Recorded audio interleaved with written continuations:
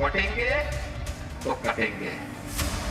बटेंगे कटेंगे, तुरंत हमने बताया कि ये कि उत्तर प्रदेश नहीं है। दशकों अजीत दादा ऐसे विचारों में रहे हैं कि जिन विचारों में मैं ऐसा मानता हूं कि हिंदू विरोधी है। बटेंगे तो कटेंगे।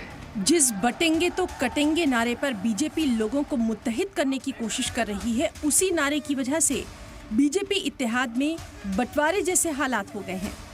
महाराष्ट्र में असेंबली इलेक्शन की वोटिंग से कबल अजीत पवार अपने एक्शन और रिएक्शन से बीजेपी के लिए परेशानी खड़ी कर रहे हैं, और वो भी उस बयान पर जिसे बीजेपी अपना सबसे बड़ा हथियार मान रही है।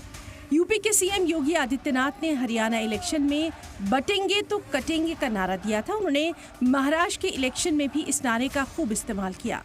हर इंतखाबी रैली में योगी आदित्यनाथ ने लोगों को एक साथ रहेंगे तो सेफ रहेंगे का पैगाम दिया।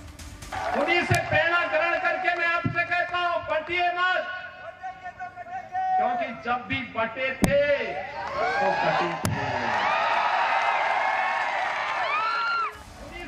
और यही नारा महाराष्ट्र के डिप्टी सीएम और बीजेपी के साथी अजीत पवार को अब पच नहीं रहा। अजीत पवार ने एक बार फिर से बटेंगे तो कटेंगे पर अपना रेड सिग्नल दिखा दिया। अजीत पवार इससे पहले भी कह चुके हैं कि बटेंगे तो कहेंगे नहीं चलेगा।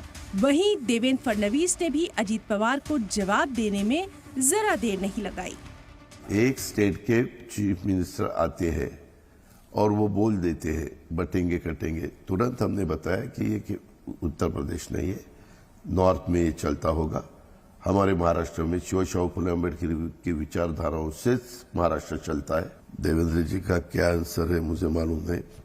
मैंने आपको बताया कि हमें ये कटेंगे बटेंगे पसंद नहीं है। दशकों अजीत दादा ऐसे विचारों में रहे हैं कि जिन विचारों में सेक्युलरिज्म नाम का एक इस प्रकार का विचार है जो मैं ऐसा मानता हूं कि हिंदू विरोधी है।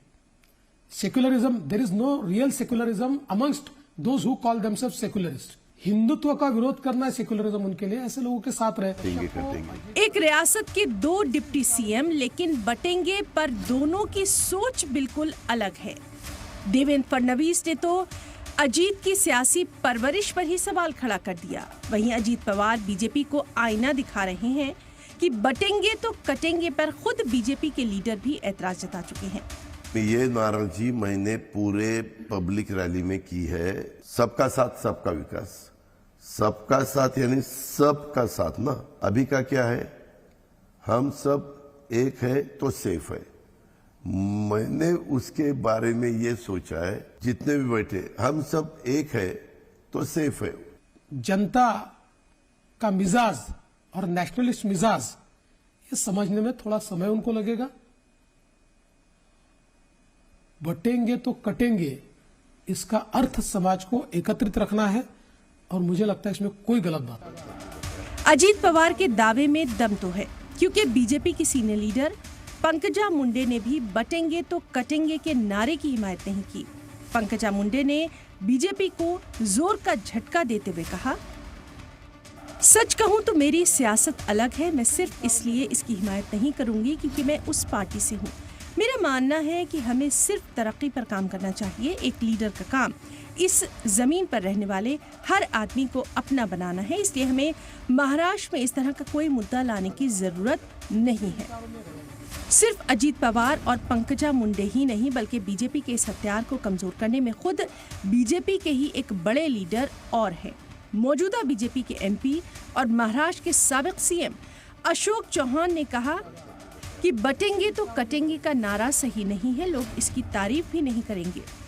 अगर मैं अपनी बात करूं तो मैं वोट जिहाद बनाम धर्म युद्ध की बयानबाजी को ज्यादा अहमियत ही नहीं देता, क्योंकि बीजेपी और हुक्मरान महायुति की पॉलिसी मुल्क और महाराष्ट्र की तरक्की ही है। महाराष्ट्र में वोटिंग से कबल अजीत पवार के बाद पंकजा मुंडे और अशोक चौहान के बयान बीजेपी को परेशानी में डाल रही हैं। ऐसे में बीजेपी और अजीत पवार के दरमियान उलझन वाली सूरत-ए-हाल भी महायुति पर भारी पड़ सकती है, क्योंकि अगर वोटिंग के वक्त बटेंगे तो मतलब महायुति के वोट कटे। ब्यूरो रिपोर्ट, सलाम टीवी।